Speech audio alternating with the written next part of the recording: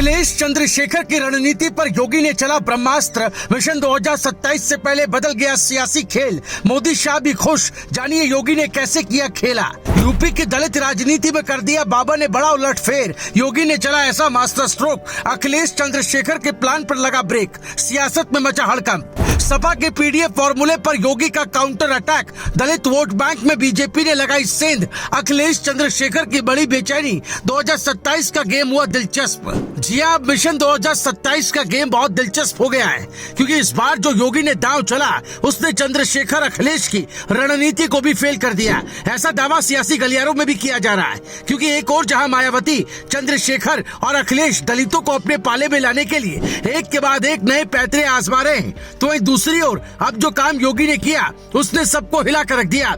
सिर्फ यही नहीं, यूपी की सियासत में इस वक्त जो हलचल दिख रही है वो सिर्फ एक सामान्य राजनीतिक गतिविधि नहीं, बल्कि आने वाले चुनाव की बड़ी पटकथा है, जिसको लेकर योगी ने ऐसा दांव चला जिसने सीधे सीधे अखिलेश यादव और चंद्रशेखर आजाद की रणनीति को चुनौती दे दी।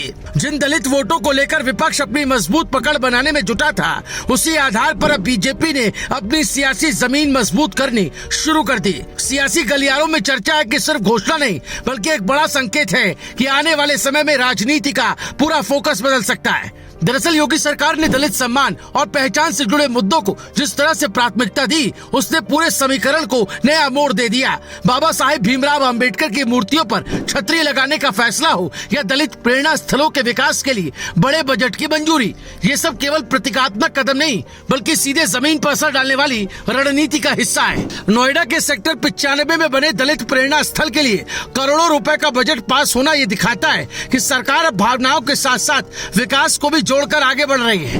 यही वो पॉइंट है जहां से राजनीति का खेल बदलता हुआ नजर आ रहा है। लंबे समय तक दलित वोट बैंक बसपा के साथ जुड़ा रहा और फिर धीरे धीरे उसका रुझान सपा की तरफ बढ़ा, लेकिन अब बीजेपी उसी वोट बैंक में अपनी जगह बनाने के लिए पूरी ताकत लगा रही है। सरकार लगातार ऐसे फैसले ले रही है जिससे दलित समाज के बीच एक सकारात्मक संदेश जाए, और यही वजह है कि ये रणनीति धीरे धीरे असर दिखाती नजर आ रही है। असल में 2024 के चुनाव में पीडीएफ फॉर्मूले ने बीजेपी को नुकसान जरूर पहुंचाया था, लेकिन अब उसी फॉर्मूले का जवाब तैयार किया जा चुका है। योगी सरकार ने साफ संकेत दिया कि वो हर वर्ग को साथ लेकर चलने की रणनीति पर काम कर रही है। संत रविदास, वाल्मीकि और अन्य महापुरुषों से जुड़े स्थलों के विकास पर जोर देना इसी योजना का हिस्सा है। इससे ये संदेश दिया जा रहा है कि सरकार सिर्फ राजनीति नहीं, बल्कि सामाजिक संतुलन को भी मजबूत करना चाहती है।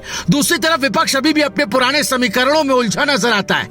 अखिलेश यादव और चंद्रशेखर आजाद दलित राजनीति को अपने पक्ष में करने की कोशिश कर रहे हैं, लेकिन बदलते हालात उनके लिए चुनौती बनते जा रहे हैं। बीजेपी अब सिर्फ बयान देने तक सीमित नहीं है, बल्कि योजनाओं और काम के जरिए विश्वास जीतने की कोशिश कर रही है। फिलहाल मिशन 2027 के लिए बीजेपी ने अभी से अपनी तैयारी तेज कर दी है, और योगी आदित्यनाथ इस पूरे अभियान के केंद्र में है। अगर दलित वोट बैंक में ये बदलाव जारी रहता है तो आने वाले चुनाव में बड़ा असर देखने को मिल सकता है। अब नजर इस बात पर है कि ये रणनीति मैदान में कितना असर दिखाती है, लेकिन फिलहाल इतना तय कि योगी के इस दांव ने अखिलेश और चंद्रशेखर दोनों की टेंशन बढ़ा दी और उत्तर प्रदेश की सियासत को एक नए मोड़ पर लाकर खड़ा कर दिया है। Bureau report, news live TV.